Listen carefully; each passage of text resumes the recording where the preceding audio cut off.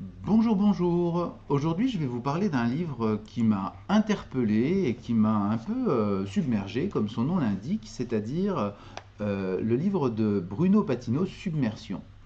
Bruno Patino, dans son livre, propose une analyse critique des effets du numérique sur nos vies psychiques et sociales. Pour certains, vous le connaissez déjà parce qu'il a déjà écrit deux autres ouvrages, à savoir La civilisation du poisson rouge et Tempête dans le bocal. Et dans cet ouvrage-là, il poursuit un peu la réflexion qu'il a eue dans ses précédents ouvrages, en traitant la question de notre engloutissement existentiel dans le flux numérique.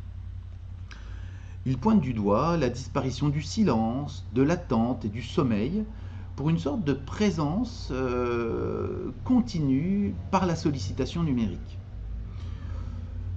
Son livre propose plusieurs axes de réflexion, je vous en citais quelques-uns, mais il est intéressant pour ça parce qu'il nous emmène à réfléchir justement cette sorte d'évidence d'être en permanence connecté.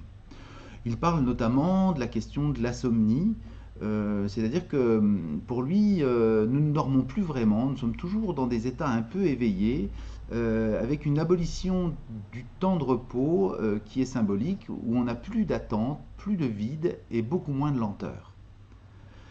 Il parle également de la saturation de l'attention où l'esprit est constamment sollicité et les plateformes captent notre attention. Qui n'a jamais scrollé, qui n'a jamais passé du temps sur les réseaux sociaux et puis après s'est dit mais comment j'ai fait pour passer autant de temps là-dessus, qui capte donc notre attention et vient la saturer. On n'est pas très loin de la saturation cognitive, hein, connexion au téléphone, travail en télétravail et autres, vidéos comme la mienne actuellement peut-être pour certains.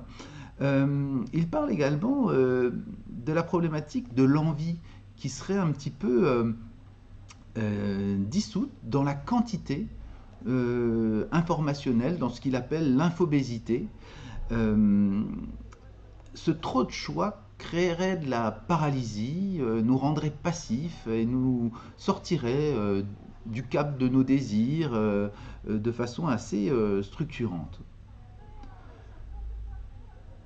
Pour lui, la saturation cognitive, pour lui, cette surprésence du numérique aurait tendance à créer des individus qui sont dans le présent perpétuel, qui n'auraient plus vraiment de temporalité, puisque tout est immédiat, il n'y a plus de latence, il n'y aurait presque plus de mémoire projective en fait. Tout ça est discutable, hein. Je ne dis pas que toutes ces idées sont à prendre pour argent comptant, mais peut-être que ça peut nous aider à réfléchir pourquoi parfois, certains soirs, nous sommes plus fatigués que d'autres, et quand on commence à regarder notre consommation numérique, peut-être qu'on comprend mieux cette sursollicitation du cerveau qu'un livre peut très très bien remplacer. Faites-moi confiance à ce sujet-là.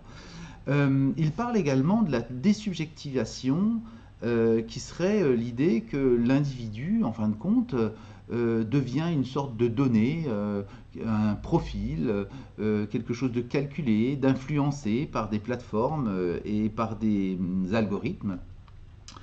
Et puis, bah, du coup, en faisant ça, il pointe du doigt aussi la promesse d'une liberté qui est en train de se mouvoir en contrôle numérique. Euh, Vous l'aurez compris, hein, il invite à une forme de résistance et de reconquête du temps pour rester humain et peut-être se réapproprier les espaces de silence, de lenteur, de désir, et puis réapprendre à attendre en fait. Attendre peut-être la prochaine vidéo que je vais réaliser ou être capable de se poser sur une terrasse dans un mode un peu contemplatif sans forcément être le nez rivé sur son téléphone portable comme on peut le voir dans le métro ou ailleurs. C'est assez frappant de prendre le train en ce moment d'ailleurs à ce sujet-là. Alors encore une fois, un livre sérieux fait pour s'interroger, se questionner, pas forcément se prendre au sérieux, parce qu'on peut parler de tout avec sérieux sans se prendre au sérieux, ça je vous l'ai déjà dit. Je vous invite à aller voir et à aller chercher ce livre chez votre libraire de proximité. Si vous ne savez pas pourquoi, lui, il vous en remerciera quand même. Et puis en attendant ma prochaine vidéo, je vais vous inviter à penser à lire, penser à penser et à prendre du plaisir. À bientôt!